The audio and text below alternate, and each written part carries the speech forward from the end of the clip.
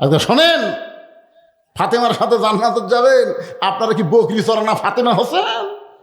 ঘাস কাটা ফাতেমা, আলু লাগান ফাতেমা। ফাতেমা এখন আলু লাগায়, ফাতেমা এখন বকরি চড়ায়। এটা কোন ফাতেমা? একটু মনোযোগ দিয়ে শুনবেন। ইজাব আসাবাতুহুম মুসিবাতুন ক্বালু, সকলে পড়েন ইন্না লিল্লাহি ওয়া ইন্না ইলাইহি রাজিউন। রাসূল বলেন, খাদিজা পুরুষের মধ্যে 1 নম্বর জান্নাতি হলো আবু বকর, আর নারীদের মধ্যে 1 নম্বর জান্নাতি হলেন খাদিজাতুল কুবরা। মা খাদিজার সেই হাসি, রাসূল দেখতেছে খাদিজা খেলে হাসতেইছে। আল্লাহ রাসূল বলে, খাদিজা এত হাসতেছেন, বলে এই খবরটা আপনি আগে দিবেন না, যে নারীদের মধ্যে আমি 1 নম্বর জান্নাতি, এই খবর আগে দিবেন না। রাসূল বলেন, খাদিজা পুরুষের মধ্যে 2 নম্বর হলো উমর, 3 নম্বর ওসমান, 4 নম্বর আলী। তাহলে নারীদের মধ্যে 2 নম্বর কে হলে ভালো হয়? রাসূল কিন্তু আর রাসূল নাই, স্বামী হিসাবে খাদিজাকে জিজ্ঞাসা করতে, তাহলে নারীদের মধ্যে 2 নম্বর কে হলে ভালো হয়? খাদিজা বললেন, হুজুর নারীদের মধ্যে 2 নম্বর ফাতেমা হলে ভালো হয়। আমার কলিজার টুকরা ফাতেমাকে আল্লাহ যেন 2 নম্বর জান্নাতি ঘোষণা করে। 1 নম্বর খাদিজা, 2 নম্বর ফাতেমা, 1 নম্বর আবু বকর, 2 নম্বর উমর। রাসূল বললেন, খাদিজা আল্লাহ আপনাকে 4টা মেয়ে দান করেছে, আমার মাধ্যমে আল্লাহ আপনার পেট থেকে 4টা মেয়ে দিয়েছে। ধরে কোন কয়টা? একটা নাম হলো জয়নাব, একটার নাম হলো রোকেয়া, একটার নাম হলো কুলসুমা, একটার নাম হলো ফাতেমা। আপনি শুধু ফাতেমার কথা প্রথম বললেন, আর 3টা মেয়ের কথা কেন বললেন না? খাদিজা বললেন, ইয়া রাসূলুল্লাহ আপনি হলেন বাবা আর আমি হলাম মা, কোন সন্তান কেমন এইটা মা জানে, এইটা কোনোদিন বাবা বলতে পারবে না। আজকে যেই সন্তানেরা রাস্তাত ঘুরতেছে, মেলাত ঘুরতেছে, এই সন্তান কেন ঘুরতেছে? আপনার মায়ের কাছে যান, যে তোমার সন্তান ওয়াজ বাদ দিয়ে মেলাত ঘুরে কেন? মা তখন বলবে, ওই যখন হাত পেটের মধ্যে আসছিল, আমি তখন গোটা পাড়া ঘুরেছি, ওই পেটের মধ্যেই ঘরুনি ব্যারাম পাচ্ছে, বেড়া হয়ে ভালো হবে। এই জন্য একটা নেপোলিয়ন বলেছে, ভালো একটা সন্তান যদি চান, ভালো একটা মায়ের দরকার।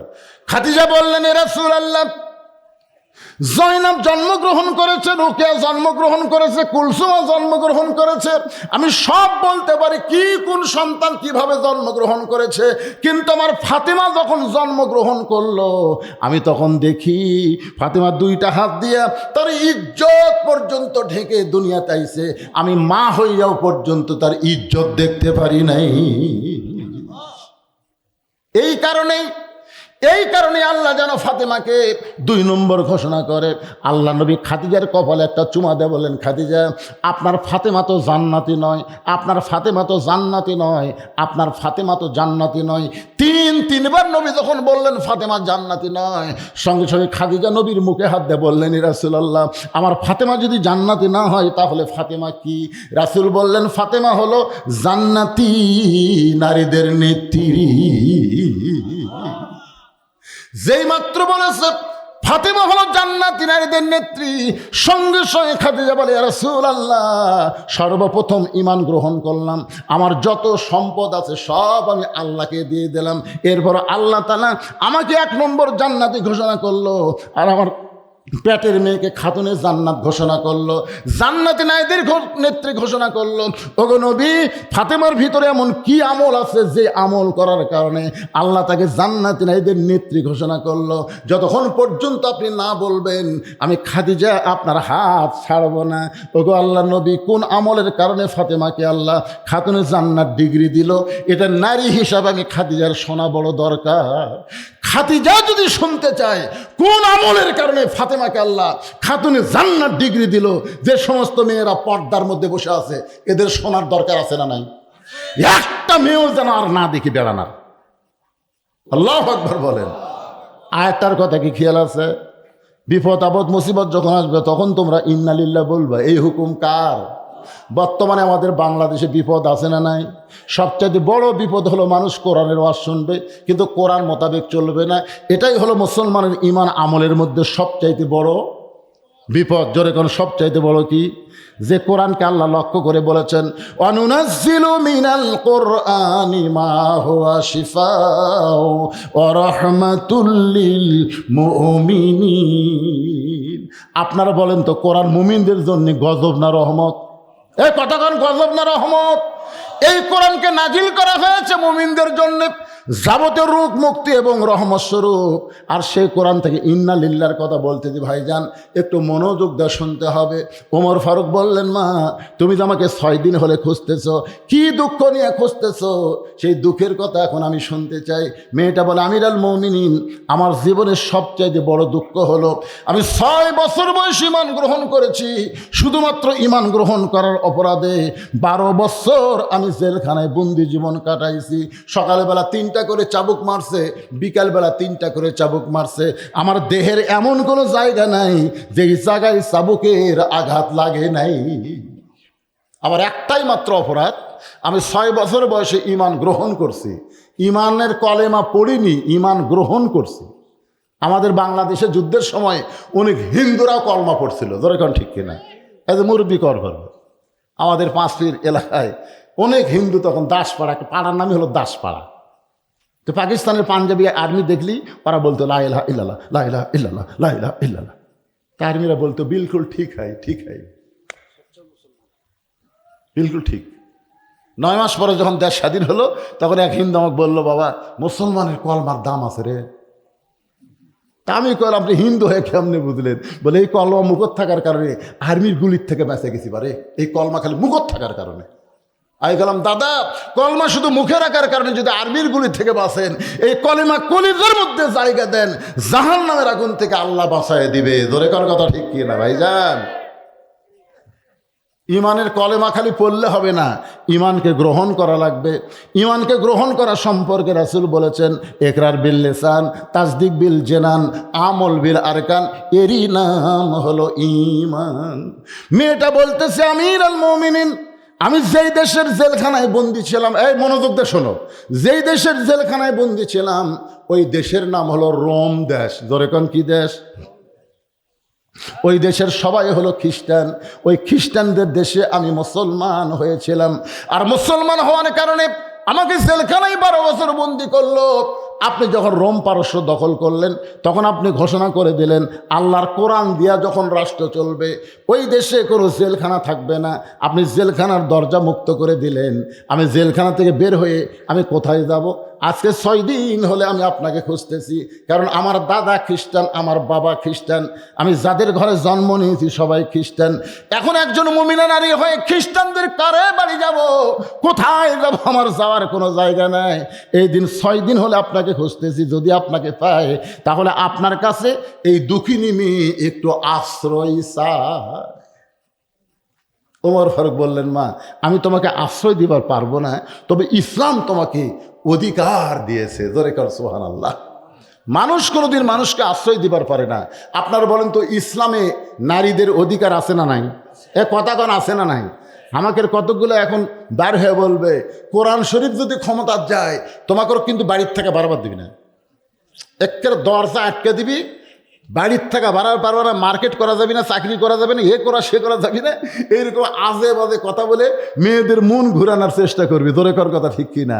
আজকে মায়েরা শোনেন, আল্লাহর কোরআনের আইন যখন চালু হবে, আপনারাই সবচাইতে ন্যায্য অধিকার পাবেন। তোরে কর কথা ঠিক কিনা? মেয়েদের অধিকার ইসলামে আছে না নাই? এক সময় নারীদের কোনো অধিকারই ছিল না, আল্লাহ রাসূল এসে নারীদের অধিকার দিয়েছে। আপনারা জানেন, আগে জীবন্ত মেয়েকে কবর দিত। এ ওয়াজ আপনারা শোনেননি? আমি সে ওয়াজ আজকে করতেছি না, কিন্তু শুনেছেন তো কি একটা নারীদের অবস্থা ছিল। সেখান থেকে ইসলাম এসে বলল, হুন্না লিবাসুল্লাকুম ওয়া আনতুম লিবাসুল্লাহ হুন্না। নারী হলো স্বামীর, বিবি হলো স্বামীর পোশাক, স্বামী হলো বিবির পোশাক, মানে সমান সমান। জোরে কোন সুবহানাল্লাহ। এক সময় নারী যখন মা হবে, তখন ইসলাম বলে দিল, মায়ের পায়ের তলে সন্তানের জান্নাত। সুবহানাল্লাহ কন না কেন? স্বামীর পায়ের তলে বইয়ের জান্নাত, এটা কিন্তু ভুয়া কথা। আমরা ছোটবেলায় বহু বক্তার ওয়াজ শুনছি, স্বামীর পায়ের তলে বইয়ের জান্নাত, এটা ভুয়া। কোনো মরদ মানুষের পায়ের তলে জান্নাত নাই। জান্নাত আছে মেয়ে মানুষের পায়ের তলে, সে মেয়ে যদি মা হয়। তাহলে আপনারা বলেন তো, ইসলামে মায়ের দাম বেশি না বাপের দাম বেশি? কথা কয় না, মায়ের না বাপের? মেয়ের দাম বেশি না ছেলের দাম বেশি? আল্লাহ রাসূল বলেছেন, বাজার থেকে কোনো মিষ্টি কিনলে খবরদার ছেলের হাতে দিবা না, মেয়ের হাতে দিবা। কার হাতে দিবা? এখন বাজার থেকে আপনি 6টা মিষ্টি কিনছেন, এনা মেয়ের হাতে দিচ্ছেন, মেয়ে গুনতেছে আব্বা এক, মা এক, ভাই এক, তাহলে 3 জন। ওই মিষ্টি বাড়তিছে, আব্বু তুমি 2টা লাও, মা তুমি 2টা লাও, ভাই বলতেছে তুই 2টা লে। তখন বাপ বলতেছে বাবা তুমি তো মিষ্টিটা 6টা ভাগ করে দিলে, আমাদের 3 জনকে তোমার খবর কি? আপনারা খালি আমার খাওয়া, আপনারা খালি আমার খাওয়া। সোনাল্লাহ কন্যা কেন? আপনি ভুল করে যদি ছেলের হাতে দেন, ছেলে মিষ্টির প্যাকেট খোলা বলতেছে আব্বু বাজারে কি আর কোনো মিষ্টি নাই? এই 6টা মিষ্টি কিনছো কেন? এই 6টা আমারই লাগবি, এই কয়ে ওই 6 ঢেলে চলে গেছে, কাকু দেয়নি। আজকে বাপ মরে গেছে, বাপের সব সম্পত্তি বেটার হলে বুনুক দিবারই চায় না, ধরে কোন কথা ঠিক কিনা? আবার অনেক বাবা সর্বনাশ করে হজ করবার যাওয়ার সময় সব সম্পত্তি বেটাক দেয়, মেয়ে থাকি দেয়। একটু মনোযোগ দিয়ে শোনে, আল্লাহ রাসূল বলেছেন ফাতেমা হল আমার কলিজার টুকরা, মেয়েদেরকে তোমরা সবচাইতে বেশি ভালোবাসবে, ছেলের চাইতে মেয়ের দাম বেশি। শুধু একটা জায়গায় মেয়েদের দাম কম, আর রিজালু কাওয়ামুনা আলান নিসা, আল্লাহ কোরআনে বলেছেন পুরুষরা নারীদের উপরে থাকবে। এই একটা জায়গায় শুধু মেয়েদের দাম কম, পুরুষ থাকবে উপরে আর নারী থাকবে, কথা কয় না। এইটাই ওরা ধরে, এটা ধরে আর মিছিল করে নারী পুরুষের সমান অধিকার। কি মিছিল করে না? কেরে নারী পুরুষের সমান অধিকার চাও কে? তুমি যদি মেয়ে হও তোমার অধিকার বেশি, তুমি মা হলে তোমার অধিকার বেশি। খালি একটা জায়গাতে একটু আমি ওয়াজ করতে বলেছি কি পদ্মা নদীর চরে জ্বালানি অস্থায়ী ঘর বানাতো, অস্থায়ী ঘর চাটাই দিয়ে, ওখানে ঘর বানায় মাছ ধরে বিক্রি করে। একদিন আল্লাহর কি কাম, উঠছে ঝড় এখানে বালু উঠতেছে, 1-1 ঘন্টা হয় ঝড় থামে না। জেলা স্বামী বলতেছে বউরে আমার পেশাবে লাগছে রে, কি করি? দরজা খোলা যাবে না, দরজা খুললে বালু এসে সব মেঘে দেবে। ঝড় না থামার কারণে জেলা বলছে স্বামী গো, বলতেছে ও বউ তাহলে আমি কাম করি, ঘরের মধ্যে পেশাব করি। বউ বলে তুমি বড় মানুষ, ঘরে পেশাব করলে থাকা যাবে? স্বামী বলতে ঝড় যে থামে না রে, খালি কিটকিট করতেছে। বউ বলে তাহলে কাম করো, তুই আমার কান্দর চড়ো, কান্দর চড়ে চাটাইয়ের ঘর তো, তোমার যন্ত্র মোতাবেক একটা সেট করো। ওই বইয়ের কান্দে ছড়ে যন্ত্র মোতাবেক সেট করে পেশাব করছে, আলহামদুলিল্লাহ। 1-1 ঘন্টা হয় ঝড় থামে না। বউ বলে আমারও যে পেশাব হলো। স্বামী বলতেছে ছিদ্র করাই আছে, তাহলে কান্দর চড়বে আর জাগা মতো কাম করবে। বউ স্বামীর কান্দর চড়ে পেশাব করে, পেশাব তো বেড়া যাই না, স্বামীর বুক ভিজা যায়। স্বামী চিল্লাবে ওই কোন জায়গায় পেশাব করি, কোন জায়গায় পড়ে? বউ বলে মরার স্বামী জানো না, সব জায়গায় সমান অধিকার চলে না। ধরে কোন কথা ঠিক কিনা? আপনারা বলেন তো সব জায়গায় সমান অধিকার চলে? মসজিদের ইমামতি করবে পুরুষ মানুষ, নারীরা ইমাম হবার পারবে? পারবে? তাহলে মসজিদের ইমাম যদি নারী হবার না পারে, সমাজের ইমামতিও নারী করবার পারবে না। এই একটা জায়গাত মুখ বন্ধ রাখলেন কেন? হাঁ করা যাবে না? লিল্লাহে তাকবীর। ওমর ফারুক বললেন মা এখন তোমার বয়স কত? মেয়েটা বলতে আমিরুল মুমিনিন 6 বছর বয়স ঈমান গ্রহণ করেছি, আর 12 বছর জেলখানায় বন্দি জীবন কাটাইছি। হিসাব করে দেখলাম 6 আর 12 মিল আমার 18 বছর বয়স। ওমর ফারুক বললেন মা এই মুহূর্তে তোমার 1 নম্বর অধিকার হলো ভালো একটা ছেলের সঙ্গে তোমার বিয়া বসা। ইসলাম তোমাকে অধিকার দিয়েছে ভালো একটা ছেলের সাথে। কি ছেলে? ভালো ছেলে, সুন্দর ছেলে না, ভালো। যদি ইসলাম বলতো সুন্দর একটা ছেলের সাথে বিয়া বসা, তাহলে আমার মতন কালো বউ পাওয়া খুব কঠিন হয়ে যেত। জোরে কোন কথা ঠিক কিনা? কিন্তু ইসলাম কি সুন্দরের কথা কছে না ভালো কছে? ভালো। ওমর ফারুক বললেন মা তুমি এখন ভালো ছেলে কোথায় খুঁজবে? আমার কাছে একটা ছেলের খবর আছে, দেখো তো ছেলেটা তোমার পছন্দ হয় কিনা। মেয়েটা বললেন আমিরুল মুমিনিন তাহলে ভালো ছেলের খবর দেন। ওমর ফারুক বললেন ছেলেটার বয়স হলো মাত্র 22 বছর। জোরে কোন কয় বছর? ছেলেটা লম্বায় হলো 6 ফুট 2 ইঞ্চি। ছেলেটার গায়ের রং হলো ফর্সা, মুখের বর্ণ হলো চাঁদের মতো সুন্দর। ছেলেটার নাম হলো আব্দুল্লাহ। ছেলেটার বাবার নাম হলো আমি অধম ওমর। ছেলেটার যোগ্যতা হলো 30 পারা কোরআনের হাফেজ। ছেলেটার যোগ্যতা হলো 6 লক্ষ হাদিসের হাফেজ। আমার আব্দুল্লাহর সঙ্গে ওমর ফারুক বললেন, আমার আব্দুল্লাহর সঙ্গে তোমাকে বিয়েটা দিয়ে তোমাকে আমার বৌমা বানায়া আমার বাড়িতেই তোমাকে অধিকার দিবার যায়। সুবহানাল্লাহ কন না কেন?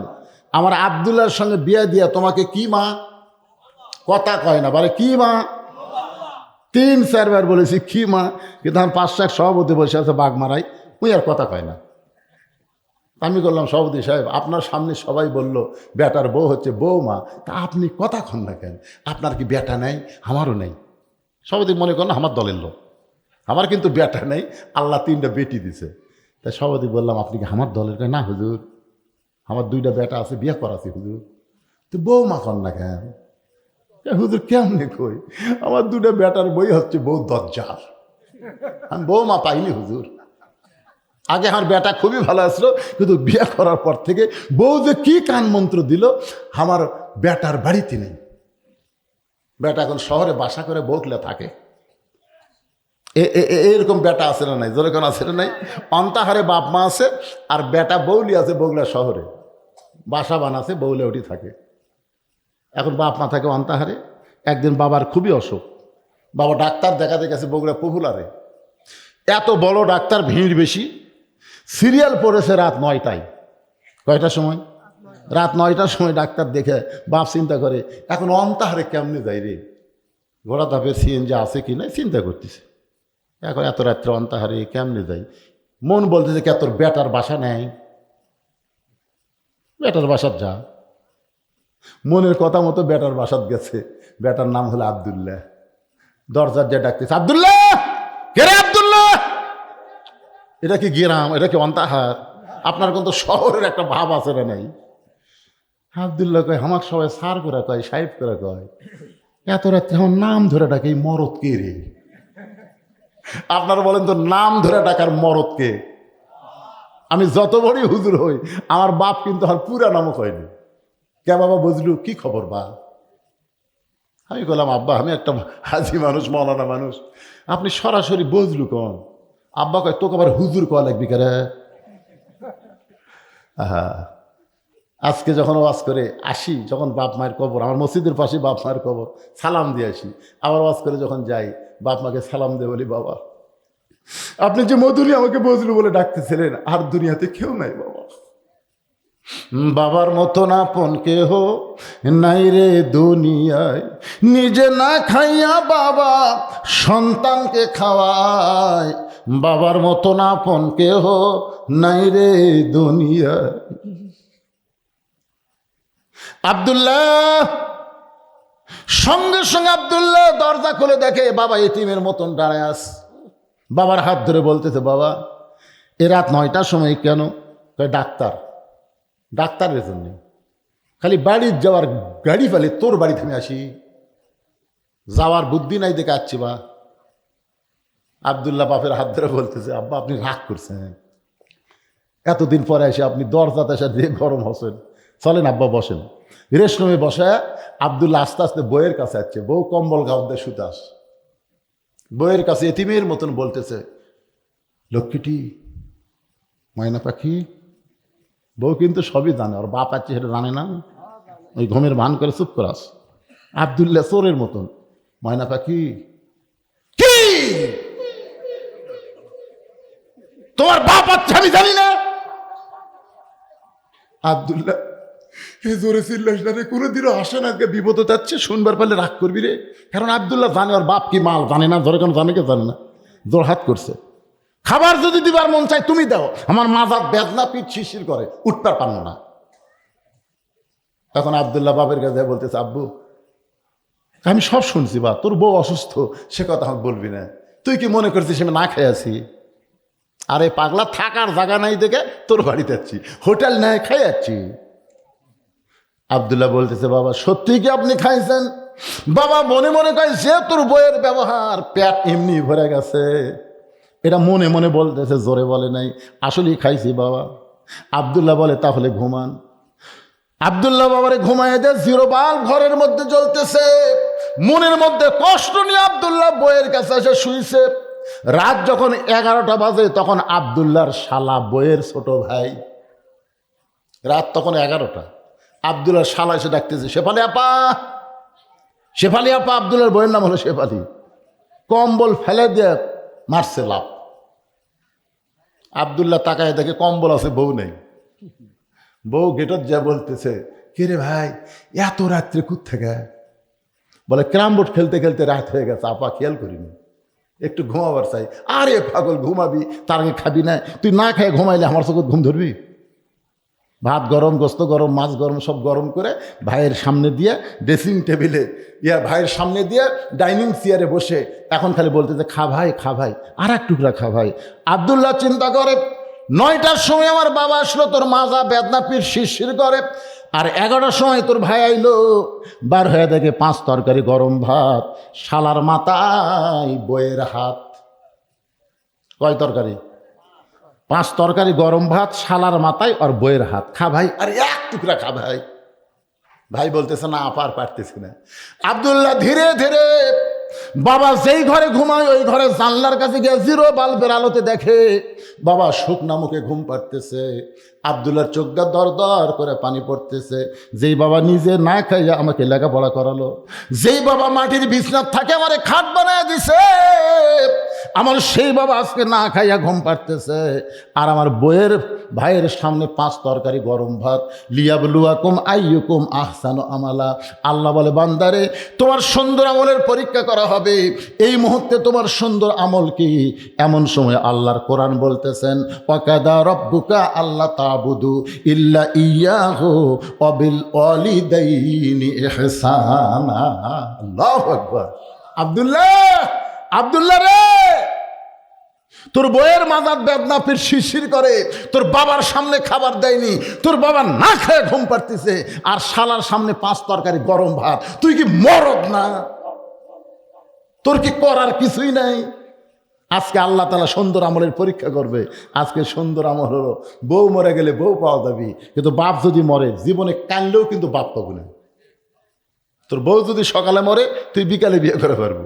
বউ মরলে বইয়ের অভাব নাই, বউ ছাড়া দিলেও বইয়ের অভাব নাই। কিন্তু এই বাপ যদি মরে যায়, কিয়ামত পর্যন্ত কানলে কিন্তু আর বাপ পাওয়া যাবে না। যেটা পাওয়া যাবে না সেটার দাম বেশি, না যেটা মাঝে মাঝে পাওয়া যায় সেটার দাম বেশি? কথা কয় না রে ভাই। আপনার কোন তো বউ পাওয়া যায়? যায়। আমার বড় ভাইয়ের 3টা বউ মরছে, বুঝলেন? ওইখানে মরাও সারা, বিয়ে করাও সারা। হ্যাঁ, আমার কয় হুজুর তোর ভাগ্যে নেই, আমার একটাই ভাই রে মরে না রে। এ ওয়াজ কিন্তু আমার বউ আবার লাইভে দেখতেছে, বুঝলেন? আমি কি ওয়াজ করতেছি আর আবার লাইভ দেয়। আমি কোন ওয়াজ মারি ওটা আবার বউ দেখে। যাওয়ার পরে আমার ধরে, আজকে কি হলো? এরা যা সর্বনাশ করতে ভাই। ঠিক ঠিক। তার মানে ভুয়া কথা, মিথ্যা কথা বলার কোনো সুযোগ, যা বলবো 100 একটু মনোযোগ দিয়ে শোনেন। এবার আব্দুল্লাহ চিন্তা করতেছে সুন্দর আমল কি করব। বর্তমান যেই পরিবেশ চলতে, সুন্দর আমল তো করার সুযোগ নাই। সুন্দর আমল হলো ওই বইয়ের পাচাত বাড়ি দেওয়া, ধরে কোন কথা ঠিক কিনা? এমন সময় চোখ বন্ধ করে আব্দুল্লাহ চিন্তা করে, ঘরের মধ্যে একটা উটি বলা বেলান আছে। উটি বলা, ধরে কোন কি বলা? আব্দুল্লাহ চিন্তা করতেছে, এটার আঘাত ধরে যেই মারবার মন চাচ্ছে, ইমান বলতেছে বোকা নারী নির্যাতনের কেস হবি। মন বলতেছে শোন, জাগা মতো মার, এমন জাগাত বাড়ি মারবি দেখাবারও পারবি না, কেসও হবি না। তুই গোটা শরীরের মধ্যে খুঁজে দেখতো কোন জাগাত মারলে দেখাবার পারবি না। আব্দুল্লাহ লক্ষ্য করে দেখে পিছনে উঁচা হয়ে আছে। এই উঁচা বরাবর মিডল পয়েন্টে মারলে কাপড় তুলে কোনোদিন কাকু দেখাবার পারবি না। আর ওই জায়গাত মারলে লাগবি ঠিকই, কিন্তু তেমন ক্ষতিও হবি না। এই জন্য সৌদি আরবে কেউ নামাজ যদি না পড়ে, আর পাশার কাপড় খুলে 11টা বাড়ি মারে। ধরে এখন কয় বাড়ি? পাশার কাপড় খুলে ওই জায়গা ফটাফট মারতেছে। লাগে ভাই রে, কিন্তু দেখান ভাই না। এটা গোপালগঞ্জ কয়েকদিন আগে আওয়ামী লীগেরা বাড়ালো না, তখন কিন্তু আর্মিরা দেয় পাশা লাল। ধরে এখন কি লাল? ওরা বাসত চড়িছে, যেই বাসওয়ালা বলতেছে ভাই বসলে 200, দাঁড়ালে 500। তোমরা যদি সিটত বসো তাহলে 200 টাকা, কিন্তু তোরা বসবার পারবি না, তো পাশা লাল। ধরে কন কি লাল? বাসওয়ালা একটা ভালো বুদ্ধি করছে, দাঁড়ায় থাকলে গেলে 500, বসলে 200, সবাই বসবে, ওরে বাবারে বসবার পাশা লাল, ধরে কারণ কি লাল। এখন আব্দুল্লাহ ওই উটি বলা বেলান নিয়ে বইয়ের পিছনে বাড়ি মারার নিয়তে বিড়াল যেমন ইন্দুর ধরে চুপি চুপি বইয়ের পিছনে সে দাঁড়াইছে, বইয়ের পিছনে দাঁড়াইছে। বউ খালি বলতেছে, আর এক টুকরা খা ভাই, তুই না খাইলে আমার কলিজার মধ্যে শান্তি নাই। ভাই জোড়হাত করে বলতেছে, আপা আর খাবার পারবো না। আব্দুল্লাহর বউ খালি বলতেছে, আর এক টুকরা খা। আব্দুল্লাহ চিন্তা করে, আমার বাবা না খেয়ে ঘুম পাড়তেছে, আর তোর ভাই খাবার চাই না, তারপরে জোর করে খাওয়াস। বিসমিল্লাহ করে মারছে বাড়ি, বিসমিল্লাহ করে যেই বাড়ি মারছে, শালাও দৌড়, বউ দৌড়। শালা চিল্লায় বলে, দুলা ভাই এই গভীর রাত্রে আমার বোনকে মারলেন কেন? আব্দুল্লাহ বলে, তোর বোন আমার কে হয়? বলে, আপনার বউ হয়। তাহলে আদরের বউকে কেন মারলাম? তোর বোনের জন্য আমি বাপ মাকে ত্যাগ করে শহরে বাসা বানাইছি, এত দরদ করি তোর বোনকে, সে আদরের বউকে কেন মারলাম? আয় আয়। শালা বলতেছে, আমাকেও মারবেন নাকি? বলে, তোকে মারবো না, তোকে একটু দেখাবার চাই। এবার শালা সাহস করে কাছে গেলেন, আব্দুল্লাহ হাত ধরে, বাবা যেই ঘরে ঘুমাই ওই ঘরে জানলার কাছে নিয়ে গিয়ে বলে, দেখ, তাকায় দেখতো ভিতরে কে ঘুম পাড়তেছে। শালা বল, দুলা ভাই আপনার বাবা কখন আইছে? বলে, 9টার সময়। তোর বোন কইল মাজা বেদনা পীর শিরশির করে, আমার বাবার সামনে খাবার দেয়নি, বাবা রাগ করে না খায় ঘুম পাড়তেছে। আর 11টার সময় তুই আইলি, তোর বোন 5 তরকারি গরম ভাত। এখন বল রে শালা, বল আমার আমল কি? শালা বলতে, দুলা ভাই আর একটা বাড়ি মারেন, আর একটা বাড়ি মারেন। এই মানুষের জাত না, মেয়েরা শুধু বাপ মায়ের আত্মীয় পছন্দ করে, স্বামীর আত্মীয় 2 চোখে দেখতে পারে না। কথা কর না কেন? আজকে এই মাহফিলের দিনে আপনি আপনার বোন, আপনার ভাগ্নি, তাদেরকে কি দাওয়াত দিচ্ছেন? আর শালি শালা কিভাবে দাওয়াত দিচ্ছেন খুঁজে দেখেন তো। হ্যাঁ, কি হয়? ঠিক না? খালি বইয়ের আত্মীয় দাওয়াত দিচ্ছে রে, বউ খালি বোনের আত্মীয় দেন নাকি? দেখেন ওর অবস্থাটা কি হয়। পারবো না, আমার শরীর খারাপ। বলে না, ওরে বাবা তো শরীর খারাপ। 5-7 খালি বাড়ি, তোর এখন কোন জাকাত বাড়ি? এই মেয়ে মানুষেরা আগামী বছর হরতাল করবি, এই বজরুল সিদ্ধান আর না আসে, তোর এখন কথা ঠিক। এই আসল জাকাত মারি দিয়ে গেছে। এটাই হলো বিপদ ভাইজান, নিজের রক্তীয়কে পছন্দ করে না। আজকে শোনেন, আপনার বোন, আপনার ভাই, আপনার নিজের গুলাকে দেখতে পারে না। প্রত্যেকটা বইয়ের একই চরিত্র, বাপের আত্মীয় পছন্দ করে, এমনকি বাপের দেশের কুত্তাও ভালোবাসে। এটা আমার বাপের দেশের কুত্তা রে। কোনো ফকির যদি ভিক্ষা করবো আসে, এই ফকির আমার বাপের দেশের, আমার চাচা হয় রে, ও তোর চাচা হয়। আর শ্বশুরের ভাই আসলে কয়, আপনার তো আমি চিনি না। শ্বশুরের ভাই ওখানে চিনে না, কিন্তু বাপের দেশের ফকির আর চাচা হয়। একটু মনোযোগ দিয়ে শুনবেন। রাসূল বলেন, খাদিজা ফাতেমাকে খাতুনে জান্নাত ডিগ্রি দেওয়ার কারণ হলো 2টা। জোরে বলেন, কয়টা? খাদিজা বলতেছে, কোন কারণে আল্লাহ আমাকে বাদ দিয়ে ফাতেমাকে খাতুনে জান্নাত ডিগ্রি দিল? যতক্ষণ পর্যন্ত না বলবেন আমি আপনার হাত ছাড়ব না। আল্লাহ রাসূল বলেন, খাদিজা একটু হাত ছেড়ে দাও, আমি আপনাকে 2টা প্রশ্ন করব, দেখেন আপনি উত্তর দিবার পারেন কিনা। 1 নম্বর প্রশ্ন হলো, ও খাদিজা আপনি কত বছর বয়সে ঈমান গ্রহণ করছেন? একটু মনোযোগ দিয়ে শোনেন আমার মায়েরা যারা পর্দায় আছেন, শুধু আপনার বিরুদ্ধে ওয়াজ হচ্ছে না, মা আপনার পক্ষে ওয়াজ হচ্ছে। এবার রাসূল বলে, খাদিজা আপনি কত বছর বয়স ঈমান গ্রহণ করেছেন? খাদিজা বলতেছে, রাসূলুল্লাহ আমি যখন ঈমান গ্রহণ করেছি তখন আমার বয়স হলো 55 বছর। আল্লাহ রাসূল বলে, খাদিজা ঈমান গ্রহণ করার আগে আপনি কি ছিলেন? ঈমান গ্রহণ করার আগে আপনি কি ছিলেন? খাদিজা বলতেছে, রাসূলুল্লাহ ঈমান গ্রহণ করার আগে আমি কাফির ছিলাম।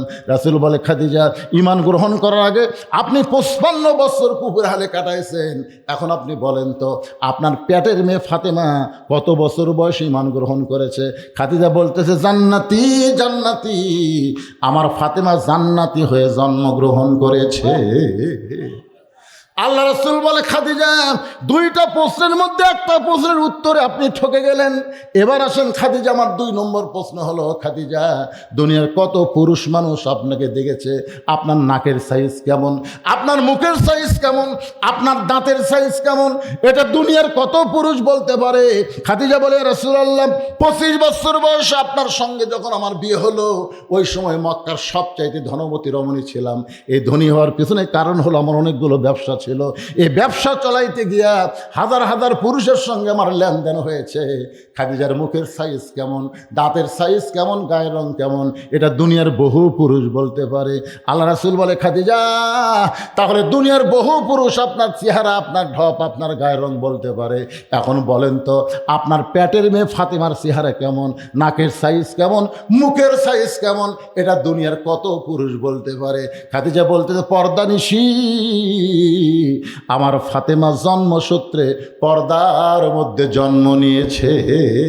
আল্লাহ রাসূল বলে, খাদিজা আপনি মা হয়ে ফাতেমার জন্ম পর্দার মধ্যে দেখেছেন, কিন্তু আমি বাবা আল্লাহর নবী হয়ে বলতেছি ফাতেমা শুধু পর্দার মধ্যে জন্ম নেবে না, ফাতেমা পর্দার মধ্যে বড় হবে, ফাতেমা পর্দার ভিতরে এই দুনিয়া থেকে বিদায় নেবে। গভীর রাত্রে হযরত আলী ফাতেমাকে দাফন করতেছে জান্নাতুল বাকির মধ্যে। দাফন করার পরে আল্লাহকে বলতেছে, আল্লাহ দুনিয়ার পর্দা নিশি ফাতেমাকে আমি গভীর রাত্রে কবর দিয়া তোমার কাছে বলি ফাতেমার পর্দাকে কবুল করে নাও। এ দোয়া করার পরে তাকায় দেখে সামনে কয়েকটা পুরাতন কবর দেখা যায়। এই মাত্র ফাতেমার কবর দিল, সেই নতুন কবর আর দুই চোখে দেখা যায় না। হযরত আলী জান্নাতুল বাকির মধ্যে দৌড়ায় বলে, ফাতেমার কবর, ফাতেমার কবর কোথায়, ফাতেমার কবর। কে যেন ডাক দে বলে, আলী রে ফাতেমা পর্দানিশী, আমি আল্লাহ জোহরা ডিগ্রি দিয়া ফাতেমার কবরটাকে কিয়ামত পর্যন্ত পর্দা করে দিয়েছি। আমার মায়েরা, সেই ফাতেমার সঙ্গে যদি জান্নাতে যাওয়ার চান আপনাদের পর্দাটা গ্রহণ করা লাগবে মা। পর্দা যদি গ্রহণ না করেন একটা ইবাদত আল্লাহ কবুল করবে না। যে নারীর পর্দা নাই তার নামাজ, রোজা, হজ, যাকাত কিছু আল্লাহর দরবারে কবুল হবে না। মেয়েদেরকে পর্দা করা লাগবেই। জোরে কোন কথা ঠিক? আর আপনারা যারা এখানে বসে আছেন ভাইজান, এই যে কোরআনের মাদ্রাসা, আমি আপনাদেরকে বললাম কোরআন শরীফ বাবদ 500 করে টাকা দেন। এই মাদ্রাসা চলুক না বন্ধ হোক, কোনটা চান আপনারা? আচ্ছা, আপনারা এই অন্তাহারের কয়জন এখানে আছেন? অন্তাহারের না, অন্তাহার, এই অন্তাহারের কারা কারা আছেন একটু হাত তোলেন না কেন ভাইরে? কারা কারা অন্তাহারের আছেন? মাশাআল্লাহ, বোঝা গেল মোটামুটি আছেন, হাত নামান। কারা কারা অন্তাহারের বাহির থেকে আছেন তার একটু হাত তোলেন তো দেখি। বাহিরের লোকে বেশি, পাড়ার লোক নাই। আচ্ছা, আপনারা সারা দিন হোটেল খেলেলেন, ওটি যে খাওয়া দাওয়া হলো, আমি তো ঘরতে আসলাম দেখলাম সেই মাল মারতেছে না। ওটকার খবর কি? আলহামদুলিল্লাহ, খায়া বিল দিছে না? এই দিক দিয়ে বক্তার পক্ষে খুবই সুবিধা, মানে আর আগে হালখাতা করে কাম সেরে দেয়। আমাকে বেশি খুব একটা কষ্ট করা লাগে না। হুজুর গামছা একটু ফাটাফাটি আদায় করবেন, গামছার টাকা যে কয়টা হচ্ছে আল্লাহ ভালো জানে। শেষই তো 11টার মধ্যে শেষ করার কথা। 20,000 নগদ দিতেছেন, দেখে হাতটা দেন তুই। কি নাম? আতিকুর রহমান নগদে 20,000 টাকা ধরে বলেন মারহাবা। মাশাআল্লাহ, আমি মনে করছিলাম প্রধান অতিথির উপরে আর কেউ নাই।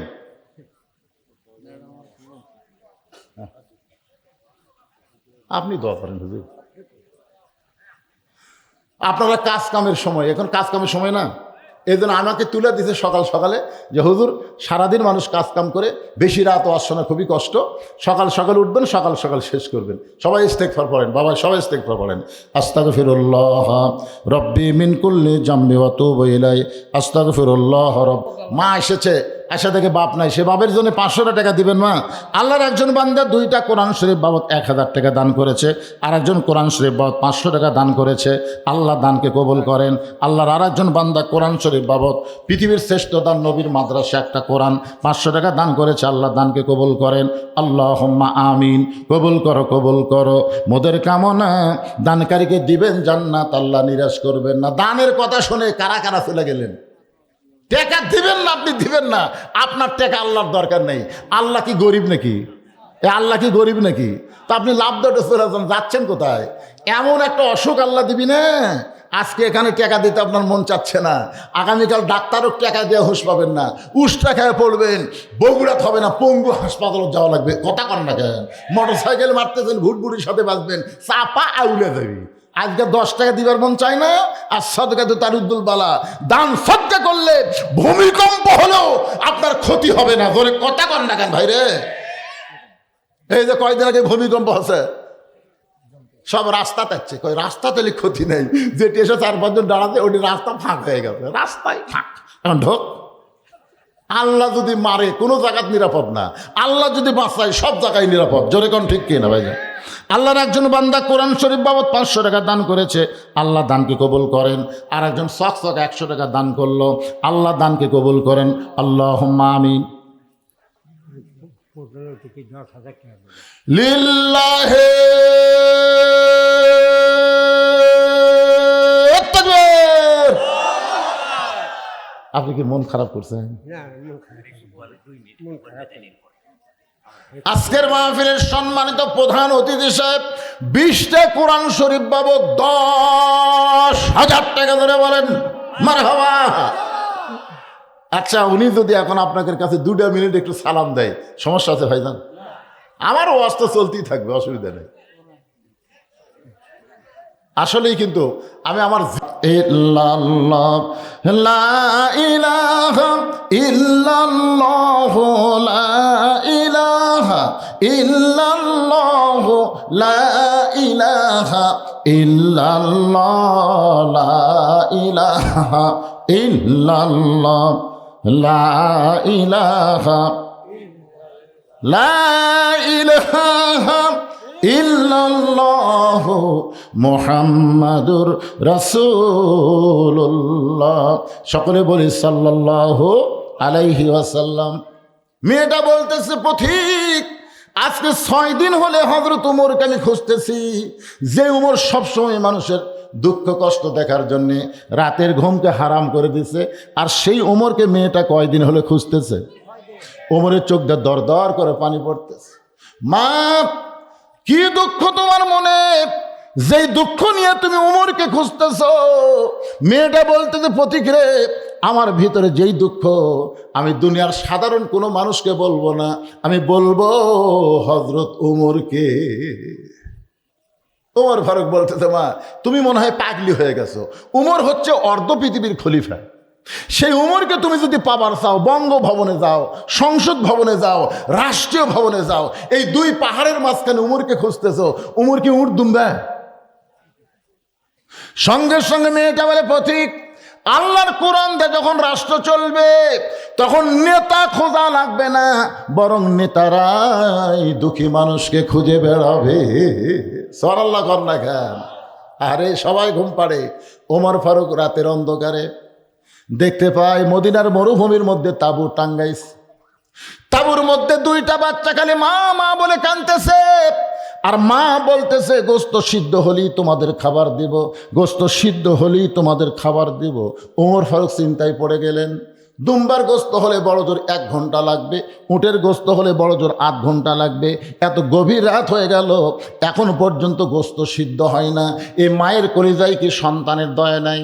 তাঁবুর নিকটে গিয়ে ওমর ফারুক লোকমাতে বললেন, মা তোমার 2টা সন্তান ক্ষুধার জ্বালায় কান্দে, এখন পর্যন্ত তোমার গোস্ত সিদ্ধ হয় না, এই গভীর রাত্রে তোমার গোস্ত সিদ্ধ হয় না, মা তুমি কি গোস্ত সিদ্ধ করো?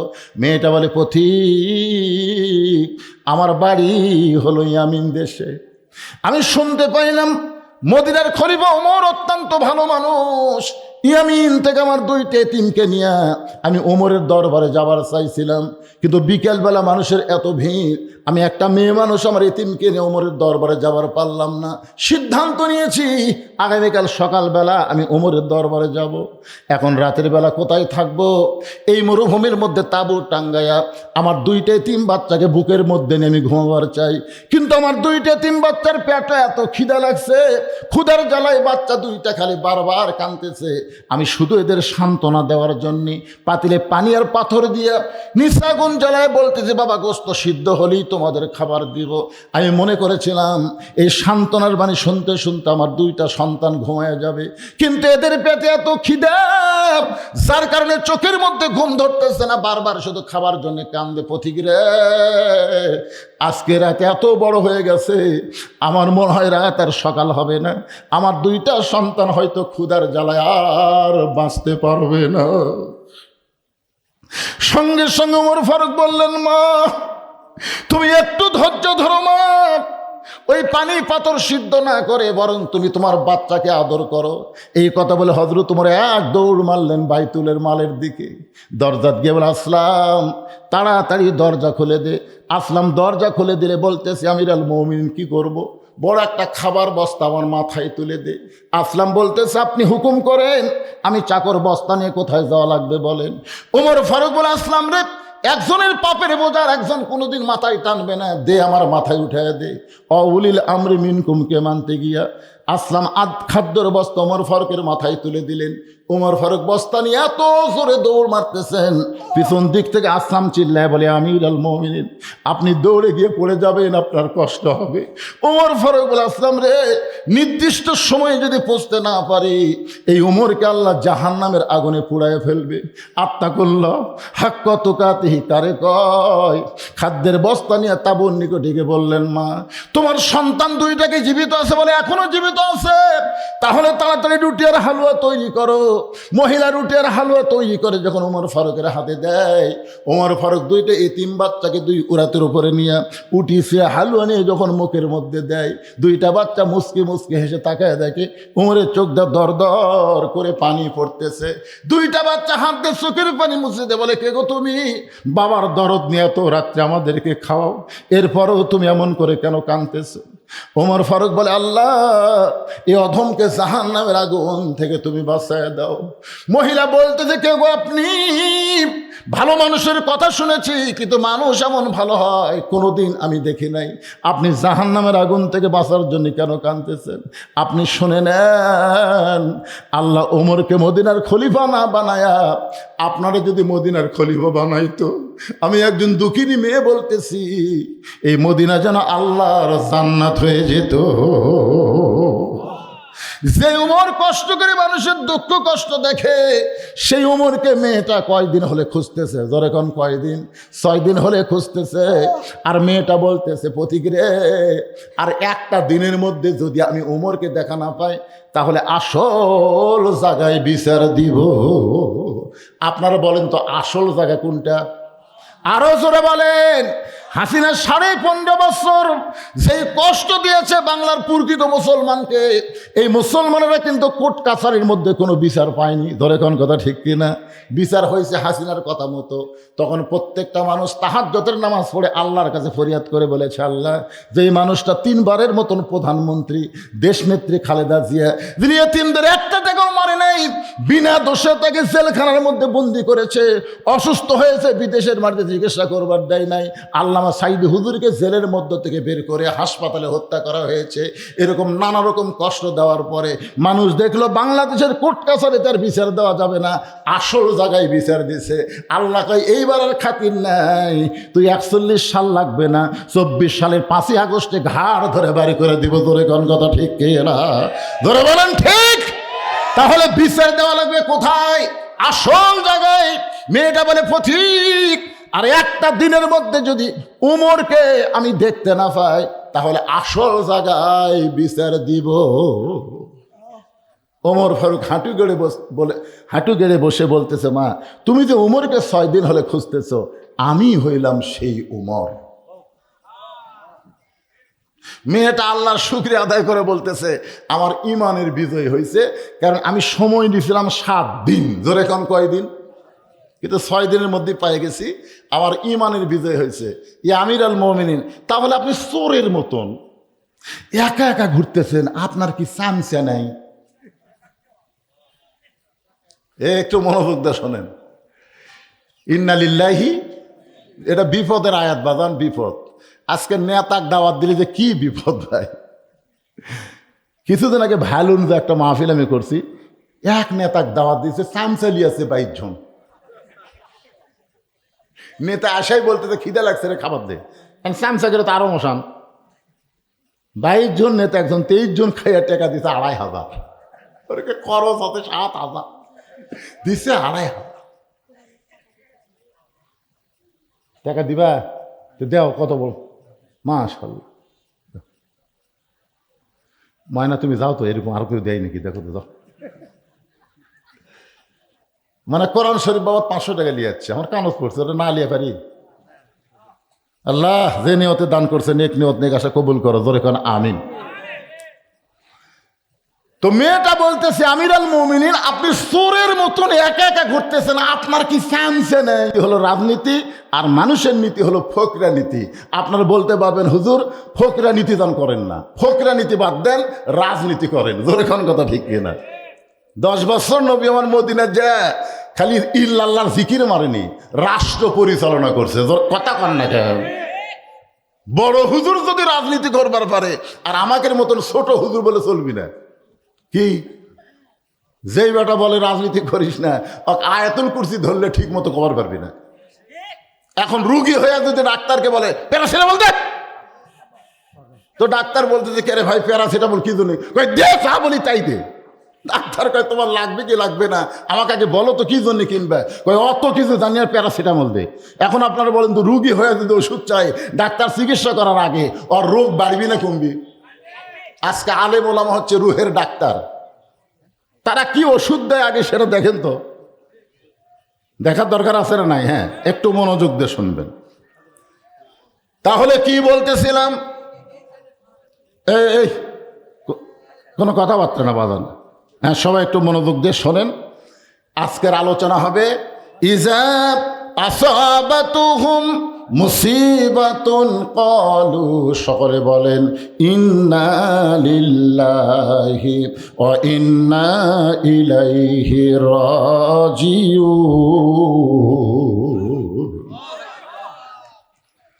আপনারা বলেন তো বিএনপির প্রতিষ্ঠাতা শহীদ প্রেসিডেন্ট জিয়াউর রহমান, আপনারা মনে হয় সবাই দেখেননি, আমরা যারা দেখছি, উনি যখন বাংলাদেশের ক্ষমতা পাইলেন, উনি ধর্ম নিরপেক্ষতাকে লাথি দিয়ে বিসমিল্লাহির রহিম যোগ করলেন। জোরে কোন কথা ঠিক কিনা? আপনারা বলেন তো উনি যদি বিসমিল্লাহির রহিম যোগ করতে পারেন, তাহলে উনি তো অবশ্যই একটা রাজনীতি করছেন। শেখ মুজিবুর সময় বিসমিল্লাহ ছিল না, কিন্তু জিয়া রহমান এসে বিসমিল্লাহ যোগ করলেন এবং ইসলামকে সুমহান ঘোষণা করে তিনি 4 বছর বাংলাদেশের শাসন ক্ষমতা পরিচালনা করলেন। দুনিয়া থেকে বিদায় নেওয়ার সময় ওনার ভাঙ্গা সুটকেস, কোরআন শরীফ আর জায়নামাজ ছাড়া একটা টাকাও ব্যাংক ব্যালেন্স পাওয়া যায়নি। ধরে কোন কথা কন না গায়? মোস্তাফে মায়েশার যখন প্রিন্সিপাল ছিল আল্লামা নজিবুল্লাহ হুজুর, তাকে আমরা জিজ্ঞাসা করলাম শহীদ জিয়া সম্পর্কে আপনার ধারণা কি? উনি বললেন হজরত উমর ফারুকের সিমটম। ধরে কোন সুবহানাল্লাহ। আজকে যারা বিএনপি করে খালি শহীদ জিয়ার আদর্শ গ্রহণ করুক, ইনশাল্লাহ সব ইসলামী দলে এক হয়ে যাবে। ধরে কোন কথা ঠিক কিনা ভাইজান? আহারে কি ছিল বাংলাদেশের রত্ন, কি ছিল শহীদ প্রেসিডেন্ট জিয়াউর রহমান, যারা এক নজর দেখছে তারা বুঝবার পারবে। আসুন আলোচনা করতেছি। আল্লাহ কোরআনে বললেন যখন তোমাদের উপরে বিপদ আপদ মুসিবত আসবে ক্বালু, তখন তোমরা বলবে ইন্না লিল্লাহি ওয়া ইন্না ইলাইহি রাজিউন। আমরা মানুষ মরার পরে এইটা পড়ি, কিন্তু এখানে মানুষ মরার কথা নাই, এখানে বিপদ আপদ মুসিবতের কথা আছে। জোরে কোন ঠিক কি না? এইটা নিয়েই আজকের আলোচনা। তবে যেটা বলতেছি একটু মনোযোগ দিয়ে শোনেন। যে কোরআন থেকে আপনারা তাফসির শুনবেন, কোরআনটা কি এটা বোঝানোর জন্য বলতেছি। কোরআনের মধ্যে কোনো সন্দেহ, জোরে কোন সন্দেহ নাই। তাহলে কোরআনের যত কথাই বক্তা বলবে, যদি কোরআন থেকে বলে, এখানে কোনো প্রতিবাদ করার সুযোগ নাই। আল্লাহ বলতেছেন হুদাল্লিল মুত্তাকিন, কেবলমাত্র মোত্তাকি বান্দাবান্দি যারা কোরআন থেকে হেদাত পাবে তারা। সবাই যদি পাইকারি হারে পাইতো তাহলে আল্লাহ বলতো হুদাল্লিন নাস, কিন্তু আল্লাহ হুদাল্লিন নাস না বলে মোত্তাকিন বলেছেন। এখানে আল্লাহ তাআলা পক্ষপাতিত্ব করেছেন। জোরে কোন কথা ঠিক কিনা? পাইকারি হারে সবাইকে আল্লাহ দিবে না হেদাত, সবাইকে আল্লাহ দিবে না। মেলার যারা ঘুরবে এরা পাবে না, কোরআনের মাহফিলে যারা বসবে এরাই মুত্তাকি হবে। জোরে কোন কথা ঠিক কিনা? এই জন্য আপনাদেরকে লক্ষ্য করি, আল্লাহ বলতেছেন ইয়া আইয়ুহাল্লাযীনা আমানুত্তাকুল্লাহা হাক্কা তুকাতিহি ওয়া লা তামুতুন্না ইল্লা ওয়া আনতুম মুসলিমুন। এই আয়াতে কিন্তু মুত্তাকির ব্যাখ্যা দেওয়া হচ্ছে, যারা আমাকে বিশ্বাস স্থাপন করেছো, আত্তাকুল্লাহ, ভয় করতে হবে কাকে? বর্তমানে বাংলাদেশে আমরা ভয় করতেছি কাকে? হ্যাঁ, আপনি মডেল মসজিদে জোহরের নামাজ পড়বেন, আপনার পায়ে যদি 2000 টাকার জুতা থাকে, আপনি মসজিদের দরজাত গিয়া কি করবেন? জুতা কি দরজাত থুইয়া মসজিদের সামনে কাতারে যাবেন, না জুতা হাতত নেবেন? কথা কয় না। জুতা হাতত নেবেন কার ভয়ে? আল্লাহর ভয়ে না চোরের ভয়ে? তাহলে এখানে আল্লাহ কি বলতেছে? মোত্তাকির ব্যাখ্যা হচ্ছে আত্তাকুল্লাহ, ভয় করতে হবে কাকে? তাহলে আপনি কার ভয়ে জুতা নিলেন? তো চোরের ভয়ে জুতা নিয়ে আল্লাহুম্মা আফতাহলি আবওয়াবা রহমাতিক দোয়া পড়ে আপনি মসজিদের সামনের দিকে যাচ্ছেন, মুয়াজ্জিন বলতেছে ভাই কার ভয়ে? আল্লাহর ভয়ে। তো আল্লাহর ভয়েতে জুতা কেন? তখন বলতেছে চোরেরও ভয়। এখন আল্লাহর ভয় চোরের ভয় একই কলিজার মধ্যে যদি রয়, তার কোনোদিন মোত্তাকি হওয়ার সুযোগ থাকে না। মোত্তাকি হবার গেলে কেবলমাত্র ভয় করতে হবে কার? বর্তমান পরিবেশে 500 জন মুসল্লি নামাজ পড়তেছে মসজিদে, কয়শো জন? আর 2 জুতা চোর বাইরে ঘুরতেছে আর বলতেছে আমাকে ভয়ে। দেখেন চোরের মোশান, দেখেন বর্তমান পরিবেশে আমাদের ভয়ে সব ভালো জুতা মসজিদের মধ্যে ঢুকছে। 2 চোর গল্প করতেছে আমাকে ভয়ে। আপনারা বলেন তো মুসল্লির সংখ্যা কত আর চোরের সংখ্যা কত?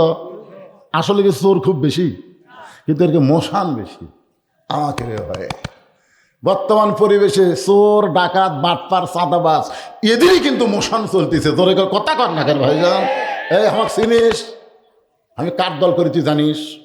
আয় আয়, খালি একটা ধাবার দিয়ে দেখেন আর গোষ্ঠী শুদ্ধ পালাইয়া যাবে। কথা কর না কেন? এতদিন পর্যন্ত মাজা ভাঙ্গা টেজের ওপর উঠে 2 জন টানা তুলতো, 2 জন ঠেলে দিত, আর উঠতে তো পারে না। 2 জন হাত ধরে টানা তোলে আর 2 জন পাশার ঠেলে। উই এসে মাইক পায় কয় খেলা হবে, খেলা হবে। কেরে খেলা করবো, গেলু কোথায়? তার মানে বোঝা গেল এদের কোনো শক্তি নেই। ওরা মুখে মুখে বেশি বড় কথা বলতো, আসলে চোর, ডাকাত, বাটপার, চাঁদাবাজের কোনো পাওয়ারে নাই। জোরে কোনো কথা ঠিক কিনা? কিন্তু আমরা পাওয়ার দিছি, জুতা লিয়া মসজিদে ঢুকছি, যার কারণে যে বুকর থাবা দেয় বলতেছে আমাকে ভয়ে। মুত্তাকির গুণ হল আত্মা করলে ভয় করতে হবে কার? আল্লাহ বললেন শুধু ভয় করলে হবে না, হাক্কা তুকাতিহি, নিয়ম মোতাবেক ভয় করা লাগবে। আমাদের বাংলাদেশে মানুষ ভয় করে, যখন ঘুষের চাকরি করছে তখন ভয় করে নাই। ঘুষের চাকরি যখন রিটায়ার হয়ে গেছে তখন ভয়ে ভয়ে কান্দার কয় আল্লাহ আমি আর জীবনে ঘুষ খাবো না। আল্লাহ কখন ভয় করতেছে? কখন? যখন চাকরি নাই, চোখের পানি দিয়ে কান দিচ্ছে, তওবা করতেছে আল্লাহ আমি আর জীবনে ঘুষ খাবো না, আল্লাহ আমি আর ঘুষ খাবো না। 2 কান্দের ফেরেশতাকে আল্লাহ এই শয়তানের আমরা লেখমো কি? এই যতদিন চাকরি করছে ততদিন কান দিনি, যে চাকরি গেছে এখন কান দিচ্ছে। সারা জীবন নামাজ পড়েনি, বুড়া বয়সে সিয়াল্লে মসজিদে গেছে। এরকম কিছু মুসল্লি আছে না নাই? জোরে কান আছে না নাই? আর যৌবন খুঁজে দেখেন নামাজ নাই, আর গোটা জীবনে নামাজ নাই। যখন বুড়া হচ্ছে চামড়া ঢিল, তখন আল্লাহর সাথে মিল দিছে সিয়াল্লিয়া। জোরে কান কি লিয়া? আর যে রুকু সেজদা করবার পারে না, কি করবি? এখন মসজিদের সামনে কাতারে চেয়ার থেকে উনি আবার দায়িত্ব পাচ্ছে মসজিদের সেক্রেটারি। এখন ইমাম সাহেব ভয়ে কিছু কয় না, যে কিছু করলে তো আমার ইমামতি থাকবি না।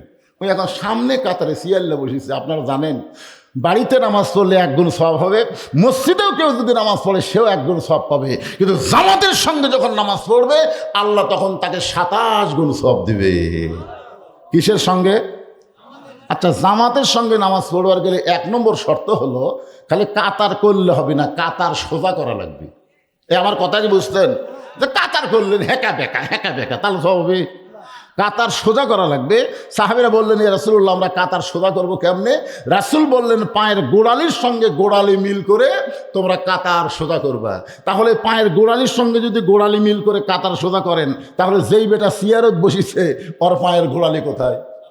তাহলে কোনো এক ব্যক্তি যদি সাথে যদি আপনি গোড়ালি মিল করবার না পারেন, তাহলে ওই কাতারের মুসল্লি 1 গুণ সওয়াব পাবে, 27 গুণ থেকে তারা মাহরুম হবে। এখন 27 গুণ সওয়াব যদি আপনি পাবার চান, তাহলে সিয়ারওয়ালাকে আপনার কাতারে রাখা যাবে না। তাহলে কি করবেন? ওই চেয়ার আলার চারজন কান্দত নিয়ে বারান্দা তুই আসবেন যে বাবা তুই আমাদের মধ্যে থাকলে আমরা 27 গুণ পাচ্ছি না। এখন দ্বিতীয় কাতারে যদি চেয়ার ঠেলে দেন ওরাও বলবি কারে ই যদি আমাদের মধ্যে বসে থাকে তাহলে আমরাও তো 27 গুণ পাচ্ছি না। 3 নম্বর কাতারে দিই, 3 নম্বর কাতারে কারে ই যদি চেয়ার না থাকে তাহলে আমরা 27 গুণ পাচ্ছি না। বের করে দে বারান্দা, জোরে কর কথা ঠিক কিনা? প্রত্যেকটা চেয়ার বারান্দা বের করে দেওয়া লাগবে। মসজিদের মধ্যে কোনো চেয়ার থাকা যাবে না, কারণ চামড়া ঢিল হচ্ছে আল্লাহর সাথে মিল দিছে। আমার কথা কি বুঝতে পারছেন? হাক্কা তুকাতিহি শব্দের অর্থ কি? ভয় করার মতন ভয় করবার গেলে মানুষের তৈরি আইন দেওয়া হবে না, আমার আল্লাহর কোরআনের আইন লাগবে। কোরআনের আইন যখন চালু হবে তখন নেতা কেমন আল্লাহকে ভয় করবে, কর্মী কেমন আল্লাহকে ভয় করবে। এই কোরআন থেকে ইন্না লিল্লাহর তাফসীর দিয়ে একটু শোনার দরকার আছে না নাই? নেতা হলেন হযরত ওমর। বাংলাদেশের মতন 96টা দেশের নেতা, একটা দেশ না, বাংলাদেশের মতন কয়টা? জুমার দিনে দেখেন নেতা আত্তাকুল্লাহ, আল্লাহর ভয় কেমন। জুমার দিনে খুতবা দিচ্ছেন হযরত ওমর। মাঝখান থেকে একজন সাহাবী দাঁড়িয়ে বলতেছে, আমিরুল মুমিনিন আপনার খুতবা আমরা শুনবো না। যদি লোকটা বলতো আমি শুনবো না তাহলে একটা ভিন্ন হতো, কিন্তু যখন বলছে আমরা শুনবো না, সঙ্গে সঙ্গে ওমর ফারুক খুতবা বন্ধ করে দিয়ে বললেন, ভাই আমার দোষ কি? বলে আপনার দোষ হলো আমাদেরকে খাটো পাঞ্জাবি দিয়ে আপনি লম্বা জুব্বা গাওয়াত দিচ্ছেন। যতক্ষণ পর্যন্ত লম্বা জুব্বার কাহিনী না বলবেন ততক্ষণ আপনার খুতবা আমরা শুনবো না। যদি আত্তাকুল্লাহ ওমরের মধ্যে না থাকতো ধরে ভত্তা বানাতো। জোরে কোন কথা ঠিক কিনা? এই কি কোনো এলাকার এমপি নাকি? কোন এলাকার মন্ত্রী নাকি? বাংলাদেশের মতন দেশের প্রধানমন্ত্রী নাকি? 96টা দেশের খলিফা, যাকে বলা হয় অর্ধ জাহানের খলিফা। জোরে কোন কথা ঠিক কিনা? কিন্তু ভয় কার? আল্লাহর ভয়ে হযরত ওমরের চোখ দিয়ে দর দর করে পানি পড়তেছে। ওমর ফারুক মনে মনে বলতেছে, আল্লাহ তোমার কোরআনের রাষ্ট্র চালু থাকার কারণে ওমর ফারুকের লম্বা জুব্বা দেখে একটা সাধারণ মানুষ পর্যন্ত লোকমা দেওয়ার সাহস পাইছে। আসলে কোরআন যেখানে চালু থাকে নেতা ভুল করলে লোকমা দেওয়ার সুযোগ আছে না নাই? এমন সময় আব্দুল্লাহ ইবনে ওমর বাবার পাশে দাঁড়ায় বলতেছে, রে নবীর সাহাবীরা, তোমরা খাটো পাঞ্জাবি হলো আজকে তোমরা নতুন কাপড় পরে নামাজ পড়তে আইছো। আমার বাবার দিকে তাকায় তোমরা দেখতেছো বাবার জুব্বা লম্বা, আমার দিকে একটাবার তাকাও। তোমরা খাটো পাঞ্জাবি হলেও তো নতুন পরে আইছো, একবার আমার দিকে তাকায় দেখো তো আমার খবর কি?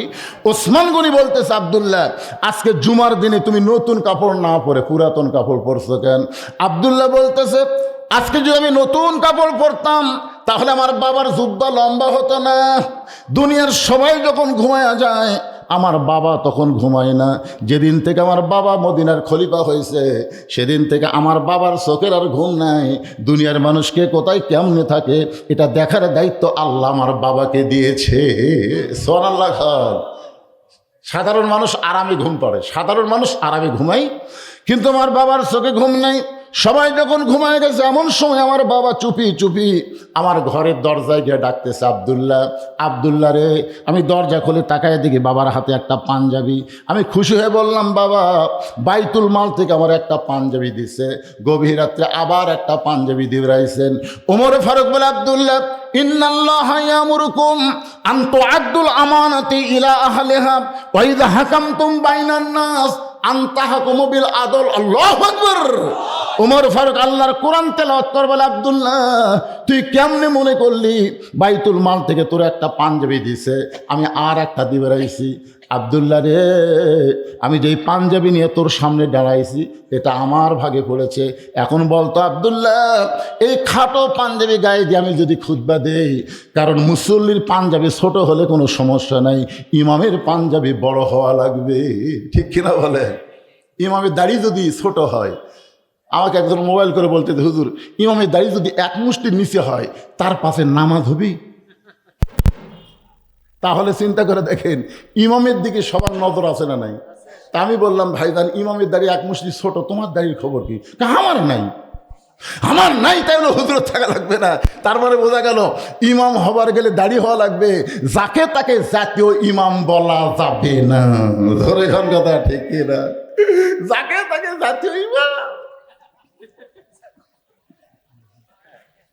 এই যে সালাউদ্দিন ওই কয়েকদিন আগে কইছে জাতীয় ইমান। হ্যাঁ, কি সামান্য দাড়ি ছোট হলি দাড়ির ফতুয়া চাচ্ছে, আর তোমরা তাকে জাতীয় ইমাম বলতেছ, তার মুসও নাই দাড়িও নাই। জোরে কথা কর না কেন ভাই রে? মরদ মানুষ চিনার একটা কি, মরদ মানুষ চেনা লাগবে না? চেনা লাগবে, মরদ চেনার একটা উপায় আছে তো। এক মেয়ে আমাকে বলতে যে হুজুর আমার স্বামী এত সুন্দর, স্বামী নিয়ে রাস্তাত গেলে মেয়েরা খেলে আমার স্বামীর দিকে তাকা থাকে হুজুর। তো মেয়েরা যে আমার স্বামীর দিকে তাকা থাকে আমার খুবই হিংসা হয়। আপনি এমন কিছু দোয়া দেন যে দোয়া আমল করলে রাস্তার মেয়েরা আমার স্বামীর দিকে তাকাবে না। আমি বললাম মা তোমার স্বামীকে চাচা বানাও। যেই কইছে চাচা বানাও, মেয়েটা বলে হুজুর আপনি একটা আলেম হয়ে এটা কি বললেন? আমি বললাম পাগলি তোকে চাচা কবার কছি, তোকে চাচা বানাবার কছি রে। তোর স্বামীকে সবাই চাচা কবে, কিভাবে চাচা বানান যায় চেষ্টা কর। ওই হাত পাও ধরে স্বামীর এখন 4 আঙ্গুল দাড়ি হয়েছে। একদিন আমার মোবাইল করে বলতে যে হুজুর আপনার কথা মতো স্বামীর চাচা বানানোর পরে স্বামী নিয়ে রাস্তার যাই, একটা মেয়েও আমার স্বামীর দিকে তাকায় না। যে তাকাই সে সালাম দেয়, বলে চাচা কেমন আছেন। আমার আর হিংসা হয় না, কেন চাচা বলে আমার আর হিংসা কি? চিন্তা করছেন? একটা মরদ মানুষের দাঁড়িয়ে থাকতে হবে, দাড়ি না থাকলে তাকে লুচ্চা লুচ্চা মনে হয়। জোর কথা কর না কেন ভাই, কথা কর না কেন? তাকে আবার জাতীয় ইমাম ইয়ার কি মারতেছেন? ওমর ফারুক বললেন আব্দুল্লাহ এই খাটো পাঞ্জাবি গায়ে দিয়ে যদি আমি খুতবা দেই মুসলিমেরা কি মনে করবে? আব্দুল্লাহ বলতেছে বাবা তাহলে আমি কি করব? ওমর ফারুক বললেন তোর পাঞ্জাবিটা আমাকে একটু দান করে দে। আব্দুল্লাহ বলে গভীর রাত্রে আমার পাঞ্জাবি আমার বাবাকে দান করে দিলাম। বাবার পাঞ্জাবি আমার পাঞ্জাবি একত্র করে বাবা লম্বা জুব্বা বানায় সেই জুব্বা পরে খুতবা দেয়। এখন বলো বাবার খুতবা শোনা যায় কিনা যায়? সমস্ত সাহাবীরা চিল্লায় বলে আল্লাহর কোরআন দিয়ে যখন রাষ্ট্র চলবে এমন ভালো মানুষকে নেতা হিসাবে মুসলমানেরা দেখতে পাবে। কি দিয়ে যখন রাষ্ট্র চলবি? এই জারোয়া শুনতেছেন, এই কোরআন দিয়ে যখন রাষ্ট্র চলবে তখন ভালো মানুষকে নেতা হিসাবে দেখা যাবে। তাহলে একজন ভালো নেতার খবর পেলেন, এখন একজন ভালো কর্মীর খবর শোনেন। ওমর ফারুক যখন অর্ধজাহানের খলিফা, ওই সময় ছদ্মবেশে কোরআনের একজন কর্মী দেখার জন্য হযরত ওমর মদিনার অলি গলি ঘুরতেছেন। হঠাৎ হযরত ওমর দেখতে পায় 2 পাহাড়ের মাঝখানে একটা গিরিপথ। জোরে বলেন কি পথ? ওই গিরিপথের মধ্যে ওমর ফারুক তাকায় দেখে একটা সুন্দরী মেয়ে ধীর গতিতে হেঁটে হেঁটে চলতেছে। মেয়েটার সামনেও কোনো মানুষ নাই, পিছনেও কোনো মানুষ নাই। ওমর ফারুক মেয়েটার দিকে তাকায়া আল্লাহর প্রশংসা করতেছে, আল্লাহ তোমার দুনিয়ায় এত সুন্দরী একটা মেয়ে। ধরে কান সুবহানাল্লাহ। ওমর ফারুক যে মেয়েটাকে দেখে আল্লাহর প্রশংসা করতেছে ওই মেয়েটার চেহারা দেখে আল্লাহর প্রশংসা করা যাবে না। কারণ কোনো বেপর্দা নারী দেখলে আল্লাহর প্রশংসা করা যাবে না, বরং নাউজুবিল্লাহ বলে তাকে ধিক্কার দেওয়া লাগবে। ধরে কান কথা ঠিক কে না? ওমর ফারুক দেখলেন যে মেয়েটা 2 পাহাড়ের মাঝখানে গিরিপথে ঘুরতেছে ওই মেয়েটার আপাত মস্তক আল্লাহর আইন পর্দা। আল্লাহর আইন পর্দা যখন কোনো নারী মানে ওই নারী তখন বিশ্ব সুন্দরী হয়ে যায়। আমি যুবকদের কাছে একটা স্লোগান চাচ্ছি, আমি যেই বলবো পর্দানিশী নারী যারা, তোমরা সকলে বলবা বিশ্ব সুন্দরী তারা। পর্দানিশী নারী যারা, সবাইকে বলতেছে না এই যুবকগুলো, কারণ আমরা বুড়া মানুষ, আমাকে মন চালেও শক্তি নাই। ধরে কোন কথা ঠিক কিনা ভাই? কে দাদা ওই যে রাস্তা দিয়ে সুন্দরী মেয়ে যায়, আমার ব্যাটারি নাই ভাই। তার মানে কি বুড়া দেখে লাভ নেই, কি লাভ আছে? অনেকে আমাকে বলে হুজুর ওই যে হাসিনা ভারতত গেল, মুদিরও বউ নাই হাসিনারও স্বামী নাই। আমি না বুড়া মানুষের এগুলা কোয়া চাইজ নাই ভাই রে। মুদিও বুড়া হাসিনাও বুড়ি, এরা কি করবি কত? এইগুলা কয়ে কাম আছে? কথা কন আর কোনো কাম আছে? এই যুবকদের দরকার। এই যুবক আমার সাথে একটা সাইজ মতো গলা লাগবে। পর্দানিশী নারী যারা বলবা বিশ্ব সুন্দরী তারা। পর্দানিশী নারী যারা, আর যেই বলবো বেপর্দা নারী যারা তোমরা বলবা বিশ্ব বেহায়া তারা। বেপর্দা নারী যারা। আর একটা স্লোগান দাও, এ অন্তাহারে যদি বেপর্দা নারী থাকে এদের কলজাত আগুন ধরবে। আমি যেই বলবো বেপর্দা নারী যারা তোমরা বলবা শিলা কলা তারা। বেপর্দা নারী যারা, আপনার শোনেন তো একই গাছের কলা, এক গামলায় চোঁচাওয়ালা এক গামলায় শিলা। ঘোড়াদা ভারত গেলে খরিদ্দার কোন কলার দাম করবে? কেরে ভাই চোঁচাওয়ালা কত করে কেজি ভাই? তো এখন কলালা বলতেছে ভাই রে একই গাছের রে, একই গাছের রে, তো শিলা কলার দাম করিস না কেন? তখন খরিদ্দার বলতেছে ভাই শিলা কলা আমি খাই না। তখন কলালা বলতেছে তুই কি কলা শোঁচা সহ খাস? আমি শিলাই খাই। তো আগে থাকাই শিলা আছে, খালি নিবি আর খাবি। খরিদ্দার তখন কি বলে? খরিদ্দার বলতেছে আমি খাওয়ার আগেও খাসে। কলালা বলতেছে আল্লাহর শপথ করে বলতেছে কেউ খায়নি। খরিদ্দার বলতেছে তোর চোখ নাই, মশা খাসে, মাছি খাসে, ধুলে খাসে, বালু খাসে, ওই কলা আর খাওয়ার উপযুক্ত নাই। বেপর্দা নারী যারা শিলা কলার মতন তারা। এই জন্য আমার মায়েরা যারা পর্দার অন্তরে একটু মনোযোগে শুনবেন। আল্লাহ কোরআনে বললেন অকরনা ফি বুয়ুতিকুন্না ওয়ালা তাবাররাজনা তাবাররুজাল জাহিলিয়াতিল উলা। আল্লাহর কোরআনের কর্মী দেখার জন্যে ওমর ফারুক মেয়েটার নিকটে গিয়ে বললেন মা, এই নির্জন পথে তুমি একা একা চলতেছ, তোমার সামনেও কোনো মানুষ নাই, পিছনেও কোনো মানুষ নাই। সঙ্গে সঙ্গে মেয়েটা বলে পথিক তুমি কি হযরত ওমরকে চেনো? মেয়েটা কি বলতেছে? ওমরকে বলতেছে পথিক। পথিক মানে রাস্তা দিয়ে যাই চলে, তা কি কয়? পথিক তুমি কি হযরত ওমরকে চেনো? হযরত ওমরকে যদি তুমি চিন্তা তাহলে এরকম বেসাইদা কথা বলতা না। ওমর ফারুক যেদিন থেকে আল্লাহর কোরআন দিয়ে রাষ্ট্র চালায়, আল্লাহর কোরআন দিয়ে যেদিন থেকে রাষ্ট্র চলে, একজন মেয়ে পৃথিবীর এক প্রান্ত থেকে আর এক প্রান্তে যাবে, ওই মেয়েটার কলিজায় আত্মাকুল্লাহ ছাড়া অন্য কারো ভয় থাকবে না। সেদিন ষোড়শী নির্জন পথে যাবে। যারা গানটা পারেন আমার সঙ্গে বলেন, সেদিন ষোড়শী নির্জন পথে যাবে, কোনো জন কটু কথা কবে না, পথে আর প্রান্তরে সম্পদের মোহে পড়ে খুন আর রাহাজানি হবে না। সবাই বলেন যদি মেনে চলি কোরআন, বলেন যদি মেনে চলি কোরআন আর রাসূলের বিধান, সকলেই শান্তিতে থাকবে, বাংলার আকাশে কলেমার পতাকা যেদিন দুলবে। তোমরা যদি এরকম গল্প করো তা জনগণ দেখতেছে না?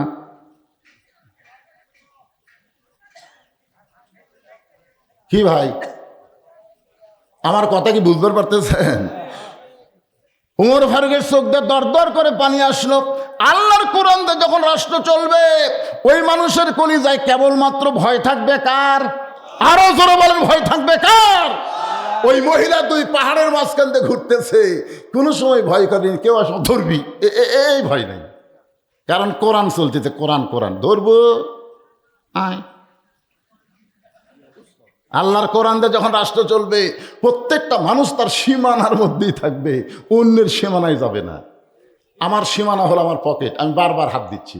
মানুষ কবি হুজুর একটা বদ অভ্যাস হলো পকেটে বারবার হাত দেয়, এর বেশি কিছু কবি। কিন্তু আমি যদি এই সীমানার পকেটে হাত দেই, তখন সবাই কবে হুজুর তো পকেট মারে, কারণ সীমানা ওভারটেক করছে। আপনার বউ হচ্ছে আপনার সীমানা, শালি কিন্তু আপনার সীমানার বাইরে। আপনি বউক বাদ দিয়ে যদি শালির দিকে কুত্তের মতন তাকা থাকেন, তাহলে সওয়াব হবে না পাপ হবে? আল্লাহর কোরআন বলবে বউয়ের দিকে তাকা, শালির দিকে তাকাস না। কুল্লিল মুমিনিনা ইয়াগুদ্দু মিন আবসারিহিম। আল্লাহু আকবার। ওমর ফারুক বললেন মা, তুমি যে ধীর গতিতে চলতেছো, দুই পাহাড়ের মাঝখানে তোমার চলা দেখে আমার মনে হচ্ছে তুমি একজন দুঃখী নারী। মেয়েটা বলতেছে কে গো তুমি? তুমি কে গো? আমি সত্যি একজন দুঃখী নারী, কিন্তু আজকে হযরত ওমরকে এই দুই পাহাড়ের মাঝখানে 6 দিন হলে খুঁজতেছি। মেয়েটা কি বলতেছে? আসলেই আমি একজন দুঃখী নারী, কিন্তু হযরত ওমরকে এই দুই পাহাড়ের মাঝখানে 6 দিন হলে। আপনারা বলেন তো, এই কথা শোনার পরে ওমর ফারুকের অবস্থা কি হবে?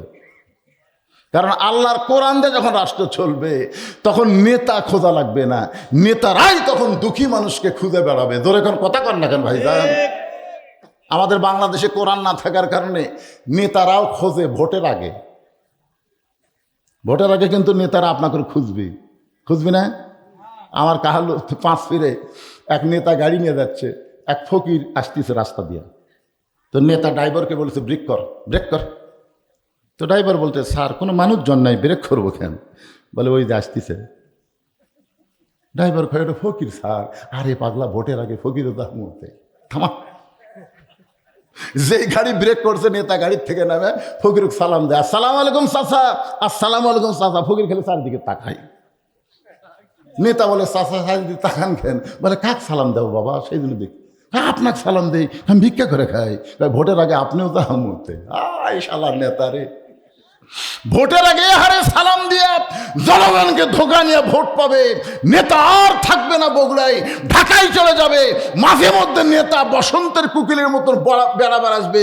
স্যামসের অত্যাচারে নেতার ধারে দেওয়া যাবে না। জোরে কর কথা কন না কেন? কিন্তু আল্লাহর কোরআন দিয়ে যখন রাষ্ট্র চলবে, তখন গরিব ধনীর বাড়িতে যাওয়া লাগবে না। ধনীরাই গরিবের বাড়ি বাড়ি ঘুরবে। সুবহানাল্লাহ কন না কেন? আল্লাহ বলে দিছে, কোরআন বলে দিছে, শতকরা 2.5 টাকা গরিবক না দিলে তুই জাহান্নামী। এখন শতকরা 2.5 টাকা গরিবক না দিলে কোথায় যাওয়া লাগবে? জাহান্নামে যাওয়া লাগবে। তো ঠেকা কার, গরিবের না ধনীর? ধনীরা এখন আল্লাহর কোরআনের আইন মানার জন্যে গরিবের দরজায় দরজায় ঘুরতেছে। গরিব ধনী দেখলি দরজা বন্ধ করে দেয়। ধনী বলতেছে, বাবা ও বাবা, দরজা বন্ধ করলে কেন বাবা?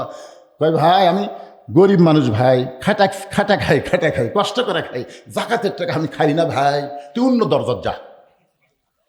আমার এক দাদা ছিল, গ্রামের সব লোক মুরব্বী দেখে তাকে ইফতার করাবার চাই, কিন্তু আমার দাদা কয় মরে যাবো, কিন্তু কারোর বাড়িতে ইফতার করে সব দেওয়া পারবো না। তা আমি একদিন দাদাকে বললাম, দাদা আপনি যদি কারো বাড়িতে ইফতার করেন তাহলে সবের কমতি হবে না। কয় তুই নতুন বলবি, হয়ে ফতো দিস না তো, কষ্ট করে ওজা থাকছি, দরকারে পানি খাই ইফতার করবো রে, কিন্তু পরের বাড়িতে আমি ইফতার করে সব দেওয়ার পারবো না। বুঝানি যায়নি। তো বাংলাদেশের কিছু মুসলমান জাকাতকে এইরকম ভয় করবে। জোরে কারো কথা ঠিক কিনা? দরজা বন্ধ করে দিছে, উনি আর জাকাত লাইনি, আর এক দরজাত গেছে, একই অবস্থা। এক ব্যাগ টাকা নিয়ে 7 দিন ধরে ঘুরিছে, একটা গরিবও দরজা খোলেনি। ধনী কান্দার কয়, আল্লাহ ধনী না হয়ে যদি গরিব হতাম, কোরআনের আইন যখন চলবে ধনী হওয়ার চাইতে গরিব হয় ভালো, খালি দরজা খুলে বসে থাকবো, টাকা আমাকে দিয়ে দেবি, আর আমি দিবার চাই, এখন দরজা বন্ধ করতেছে, কি বিপদে পড়লাম। 7 দিন ঘোরা যখন গরিব পাইনি, মনের দুঃখে মরুভূমিতে গেছে, যাই দেখে একজন বস্তা মাথার দিয়ে ঘুম পাড়তেছে। বেগালা মনে করছে যে একবারে গরিব পাওয়া গেছে। আসসালামু আলাইকুম। বস্তালা লাভ ধরে আলহামদুলিল্লাহ। ব্যাগওয়ালা বলে, ভাই আপনাকে সালাম দিলাম, আপনি আল্লাহর শুকরিয়া আদায় করলেন। ওয়ালাইকুম আসসালাম কোথায়? তখন বলতে যে, ভাই রে 1 বস্তার টাকা নিয়ে 15 দিন হলে ঘুরতেছি রে, গরিব পাচ্ছি না। তোকে দেখে আমার গরিব মনে হচ্ছে, এই জন্য বস্তাটা তোকে দিবার চাই, লিয়ে যেত। আমি ঘুরি 7 দিন, তুমি ঘুরো 15 দিন, তাহলে গরিব গেল কোথায়? যাকাত ভিত্তিক অর্থনীতি যখন চালু হয়ে যাবে, সুদকে যখন বাংলার জমিনে কবর দেওয়া হবে, তখন আল্লাহ রহমত আর বরকতের দরজা খুলে দিবে। ধরে কোন কথা ঠিক? কি ভাবতেছেন আলুর দাম বেশি নেবেন দেখে সব টুরুচ্ছেন কি? সেই সময় তো দাম ভালোই আছিল, বেচেন দেখেন, আরো নেমো আল্লাহ কই একেবারে চুবড়া মারমো। ধরে কোন কথা ঠিক না?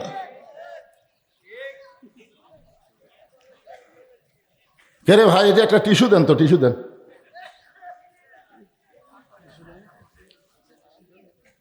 এটা কি টিস্যু?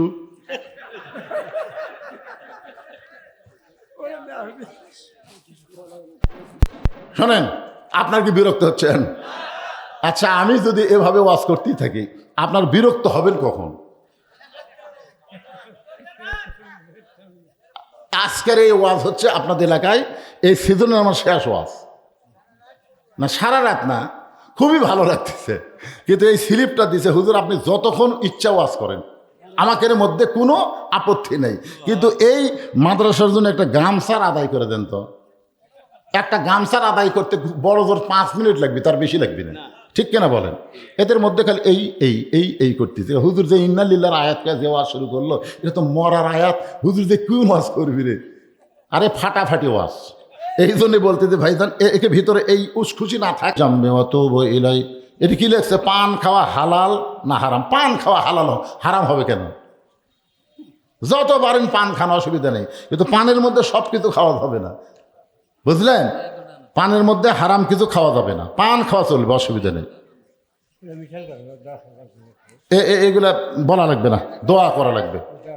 এই সবাই হাত তুলে